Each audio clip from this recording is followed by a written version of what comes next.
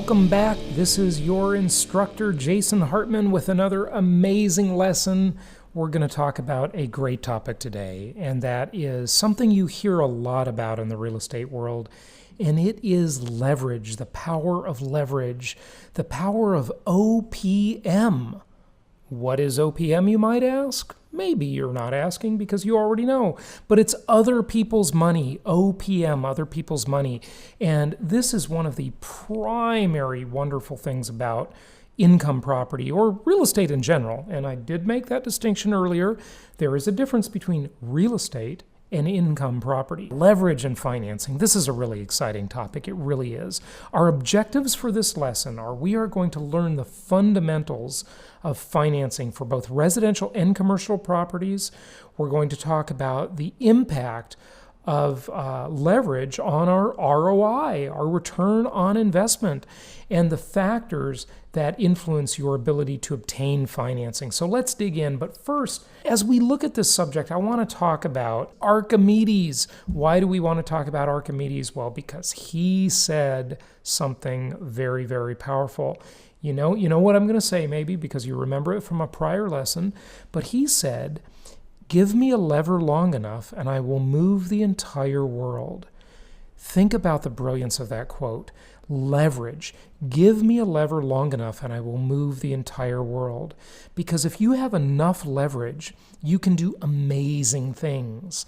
And that is one of the great powers of real estate and of income property. Remember, income property is a subcategory of real estate. What about residential and commercial properties and the financing? Well, there are significant differences. Residential financing is better. And this is one of the reasons I like those good old single-family homes really well. Now look, I own them both. I own apartments, mobile home park, commercial properties. I've delved into that a bit, and I've owned a lot of single-family homes over the years. And, they're both good, but I'll tell you, it's hard to beat those single-family homes in a lot of ways. So let's dig in and look at that. So based on the financing suitability of the borrower, that's really one of the prime drivers in obtaining leverage or financing on a single-family home. The loans are the best. You cannot beat them with commercial property. Residential, good old single-family homes especially, offer the very best financing. Fixed rate loan terms at the time of this recording up to 3 whole decades. 30 years. We're going to be so old in 30 years. Can you believe it? No, 30 years. Because real estate in America has really been subsidized by the government since the Great Depression. So for the last 7 decades or so, the government has basically subsidized investing in residential real estate. And that is fantastic. Get your part of this government gravy train by getting a loan that is insured by Fannie Mae or Freddie Mac. Those are the best loans out there. The rates are really artificially low, okay? There are limits to the number of residential loans you can get. So this is one of the downsides. If you want to go big, if you want to build a big giant portfolio, you've got to at some point graduate to commercial real estate. At the time of this recording, you can get up to 10 residential loans that are Fannie Mae, Freddie Mac insured. If you are married, you can get 10 per spouse. But both spouses have to qualify for those loans. So if both are working, then each of you can potentially get 10 loans for a total of 20. And if you want to build a big portfolio, though, you got to look at commercial financing. And this is the challenge that I had and why I really had to start investing in apartment complexes. And so this financing is based, it's based more on the property than the borrower. It's based on both depending on the deal size, but really the property itself, the collateral, comes into much more view in the lender's eyes with commercial financing. The fixed rate loans are not as good. The rates are a little bit higher and the terms are shorter. So you're only going to get fixed rate financing on a commercial property of maybe 5 7, or 10 years, whereas on a residential property, you could get 3-decade-long fixed-rate financing, much better on the residential side. And the property can be titled on the commercial side in the name of an entity like a limited liability company, an LLC. And this is something that people like for asset protection purposes, maybe, possibly for some tax reasons, but not so much there. But especially when they're doing it with multiple people, when there's a group of investors, having an entity is usually a good idea. So the impact of leverage, what is the impact? Well, it amplifies appreciation rates. So if the property appreciates at so let's say 5%, and you put 20% down on the property, meaning you have a 5-to-1 leverage ratio, you basically multiplied your return on investment, your return on that appreciation, which is a wonderful, wonderful thing. Lower down payment so you can control more. You can be a bigwig with less. You know, if you look at Donald Trump, I mean, this is one of the ways that he accelerated his wealth creation so dramatically with the power of leverage. I know that Trump is a big believer in leverage, or at least he used to be. But I bet he still is, actually. And so you can do more with less. So with 20% in the deal, you can have something worth 5 times what you put into it. Higher interest and carry cost. So, that's maybe one of the downsides, but it's not so bad if you are outsourcing your debt to people called tenants. That's one of the wonderful things we do with income property. And the distinction is with real estate, we don't do that, right? Because real estate is not something that produces income necessarily. That's why there's a difference between income property and real estate. The home you live in is not outsourced. You're not outsourcing the debt to a tenant. You're paying the interest yourself. Okay, that's not an income property. That's just a piece of real estate. So it amplifies losses when the prices decline. Now, this is actually debatable. I wanted it in there because it's what traditionally people think happens. They will say things like leveraged is a two-edged sword. And in the most conventional thinking, that is true.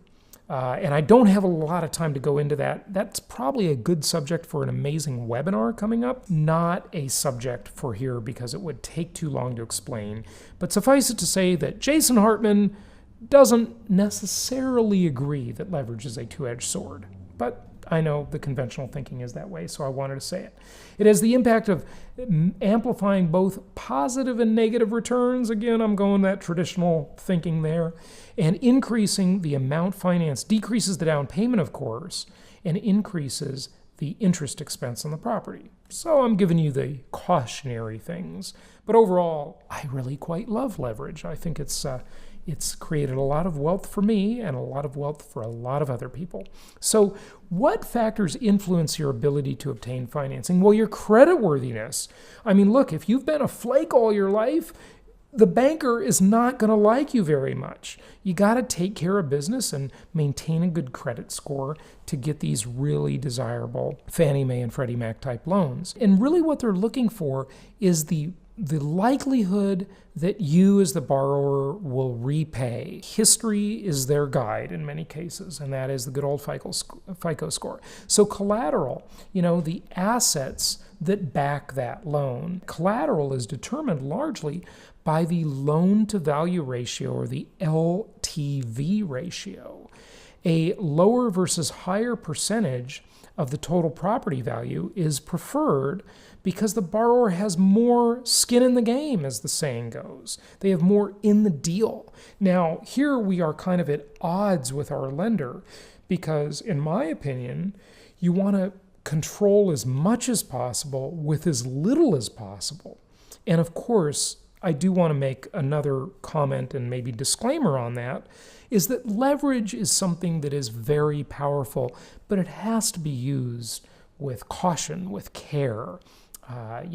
anything that is powerful needs to be used with caution and prudence and care. But if you do that, it is a great, great tool. So again, the banker wants a really low loan-to-value ratio, meaning you've put a lot of money into the deal, and you want a high loan-to-value ratio. Okay, so kind of difference in opinion there. So some of the key points: the bank's interest, they just want to get repaid. That's what the bank is thinking. That's what they're all about. Financing is different for residential versus commercial. It's more desirable on residential property than it is on commercial property. That is one of the additional factors that make residential property more desirable as an investment. But the caveat is you're going to be limited in scope with residential to some extent. If you want to do something really big, if you've got a lot of money to invest, then you probably need to do a blend of residential and commercial properties. And the reason residential loans offer these fantastic fixed rates for 3 decades is because they're backed, they're insured, they're essentially subsidized by the government. And commercial property, it has less attractive financing and requires a higher down payment and a shorter fixed interest rate because it is not necessarily, although there are some cases, but still the backing is not as desirable as it is for the residential, not backed by Fannie Mae and Freddie Mac in most times, okay? Banks are looking for borrowers with a history of repaying loans. Where do they find that history? They find it on your credit report, in your FICO score. That's where it is. They like, it's a little typo there, they like the borrower to have more skin in the game, as I said before. So leverage. Here's your action items. Let's talk about getting your badge for this little lesson here. This is an easy one. Calculate the change in return on investment for 5 pro forma projections based on 50, 60, 70, 80, and 90% leverage. Okay? Meaning 90% leverage means 10% down. 80% leverage means 20% down, etc., etc. So your badge action is you'll just use the template and then you'll enter in the base information on 5 target properties and you'll adjust those pro forma projections based on varying amounts of leverage. Upload a screenshot and you're done. And I will see you on the next lesson. And remember, as Archimedes said, give me a lever long enough and I will move the entire world.